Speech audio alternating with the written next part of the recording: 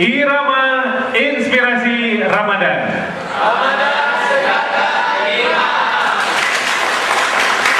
Sekarang waktunya kita akan sharing bersama Bapak Profesor Dr. Thomas Jamaluddin selaku Deputi Sains Pengkaji dan Informasi Kedirgantaraan. Kali ini kita menghargai kaum wanita dulu ya, kita utamakan. Silakan. Assalamualaikum warahmatullahi wabarakatuh. Nama saya Dery Nur Aini, insya Allah Camaba ITB 2013 Fakultas MIPA. Begini Pak, tadi disebutkan bahwa kalender Kristiani itu dikenal sebagai kalender Masehi. Nah, lalu mengapa di Indonesia kan sekarang kita pakainya rata-rata itu kalender Masehi, di rumah-rumah seperti itu kan yang banyak disebut itu kalender Masehi. Lalu bagaimana dengan kalender Islam? Banyak orang Islam sendiri hari ini tidak tahu tanggal berapa Ramadan seperti itu. Itu bagaimana mengatasinya seperti itu? Terima kasih. Wassalamualaikum warahmatullahi wabarakatuh. Waalaikumsalam. Terima kasih untuk Mbak Nuraini. Selanjutnya silakan. Assalamualaikum warahmatullahi wabarakatuh. Bismillahirrahmanirrahim. Pak, saya Haris dari Fisika ITB. Yang pertama ada dua pertanyaan tapi singkat. Yang pertama saya ingin tanya, apakah untuk penglihatan hilal itu harus dilakukan setelah maghrib? Saya pernah baca ada namanya ijma atau ketika ada bumi, bulan dan matahari dalam satu garis. Nah, apakah untuk melihat hilal itu tidak bisa dimulai setelah adanya waktu ijma itu? Yang kedua, saya pernah mengikuti seminar di Bosga, masalah di tahun yang lalu. Itu pun sebenarnya tujuannya sama, ingin menyamakan kriteria. Nah, tapi ternyata hasilnya masih nihil. Nah, bagaimana sikap atau follow up dari seminar itu? Apakah sudah ada langkah-langkah untuk menyamakan kriteria untuk menentukan satu kalender tadi, dan kriteria mana yang akan dipakai untuk kalender ini? Terima kasih. Oke, terima kasih. Aplaus dulu untuk para penanya, baik itu Ibuan dan Anwar. Kang Jamal. Ya, baik. Pertanyaan pertama terkait dengan kalender. Kita mengenal ada kalender Masehi yang secara umum sudah dipakai, kemudian ada kalender Hijriah. Mengapa umat Islam masih menggunakan kalender Masehi? Kemudian bagaimana pertanyaan terakhir itu, bagaimana kalau kemudian kita gunakan kalender Hijriah? Islam mengenal dua sistem. Dalam surat Yunus ayat 5 dikatakan waladzi ja'ala syamsa diya'a wal qamara nura wa qadarahu manazila lita'lamuna adada sinina hisab. Itu mengisyaratkan dua benda yang dijadikan itu matahari dan bulan, dan dua-duanya itu dipakai dalam perhitungan. Kalender Masehi itu terkait konsistensi dengan musim. Jadi kalau dengan musim itu kalender Masehi, kalender matahari dipakai.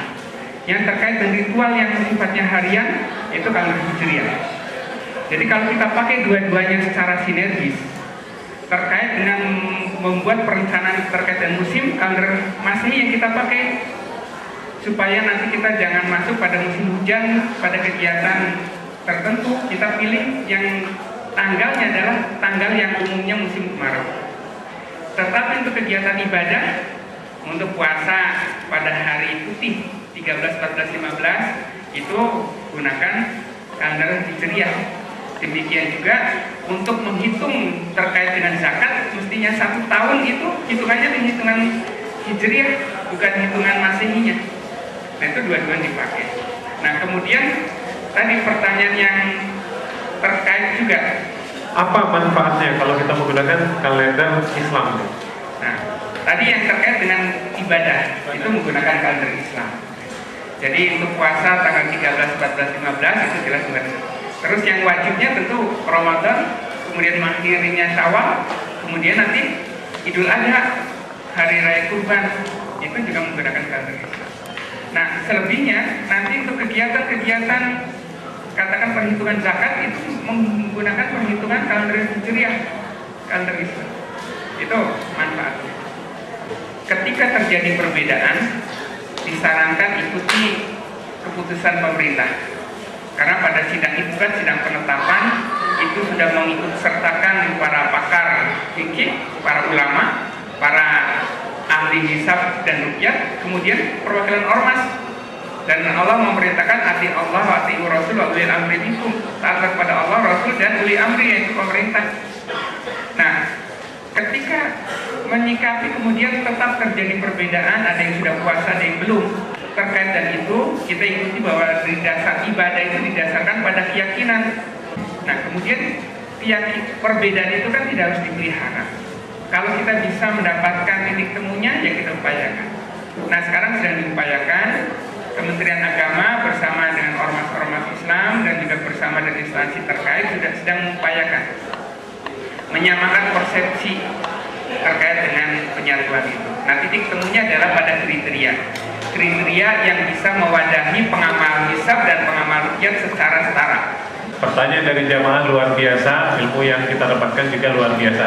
Tapi kita ingin mendapatkan intisari poin-poin utama mengenai topik kita, yaitu bijak dalam perbedaan penanggalan. Kami persilakan nih Kang Jamal. Jadi sekali lagi penegasannya, bagaimana kebijakan kita di tengah perbedaan. Ketika kita menghadapi perbedaan, marilah kita belajar bagaimana hukum itu ditetapkan dan bagaimana ilmu diterapkan. Yang kedua, bahwa perbedaan selama bisa dicarikan titik temu, marilah kita carikan titik temu. Perbedaan antara hisab dan ruqyah bisa dipertemukan. Selangkah lagi kita bisa mendapatkan satu sistem kalender Islam yang mapan. Karena kita sudah mempunyai otoritas tunggal, kita sudah mempunyai batas wilayah yang jelas. Satu langkah lagi kita mendapatkan kriteria. Dan dengan kriteria yang tunggal kita sepakati, insya Allah kita bisa mendapatkan kalender yang memberi kepastian yang akan mewadahi pengamal hisab dan pengamal ruqyah secara setara. Insya Allah dengan itu kita mendapatkan satu kalender, satu pertanda bahwa peradaban Islam mempunyai kalender dan itu menjadi pertanda kemajuan umat Islam. Amin. Kita berikan aplaus sekali lagi untuk Bapak Deputi Sains Pengkaji dan Informasi Kedirgantaraan 8, Bapak Profesor Dr. Thomas Jamaluddin. Saya juga ingin berterima kasih untuk seluruh jamaah yang sudah begitu tinggi animonya belajar bersama kita. Semoga apa yang kita dengar, kita lihat bisa menjadi ibadah. Amin. Juga terima kasih untuk segenap pendukung acara, para sponsor. Dan akhirnya saya Akbar Hidayah Semiring Meliala bersama kerabat kerja yang bertugas pamit undur diri. Sampai jumpa di irama Inspirasi Ramadan, Ramadan Segarkan Iman edisi berikutnya. Assalamualaikum warahmatullahi wabarakatuh.